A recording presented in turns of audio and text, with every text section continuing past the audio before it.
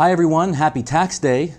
Oh, the day we've all looked forward to, right? The last day to write those checks, money to never be seen again.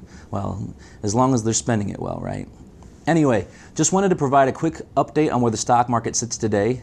Last time we did a video like this, we had wonderful feedback, so I'm going to try and do them on a more regular basis, but be sure to check out our past videos, screencasts, and podcasts on our website to get additional details, because I'm going to try and, well, do my best anyway to keep these short.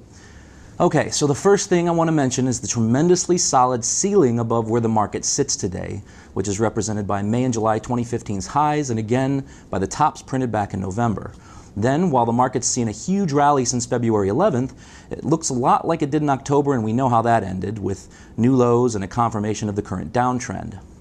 The old sell in May and go away adage obviously refers to May, not April, but we weren't even halfway through April and already we've seen a sell signal on the MACD charts indicating that sell in May has actually started earlier this year.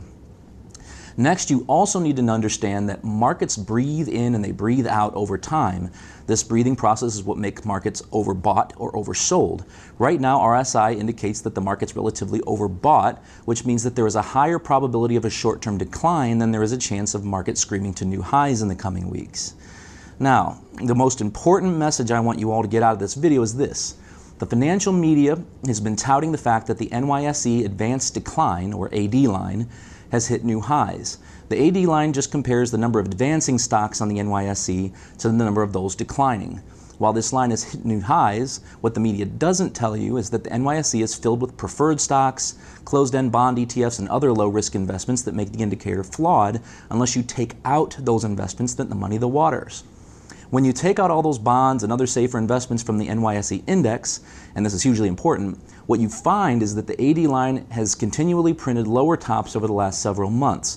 So the fact that we've seen much less buying strength, more selling strength, and less participation of stocks in each bounce that has occurred this last few months paints a much less rosy picture for the market at this moment.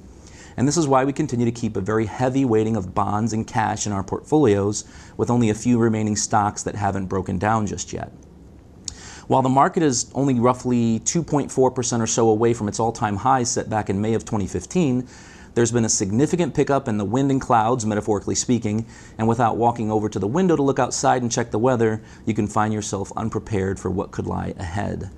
So that's all I have for today. Please contact me or any of the advisors at our office with any questions, whether you're a client or someone considering becoming a client. Remember, you don't have to be a client to ask a question. But I'm Adam Koch, President and Portfolio Manager at Libertas Wealth Management Group, and I'll see you next time.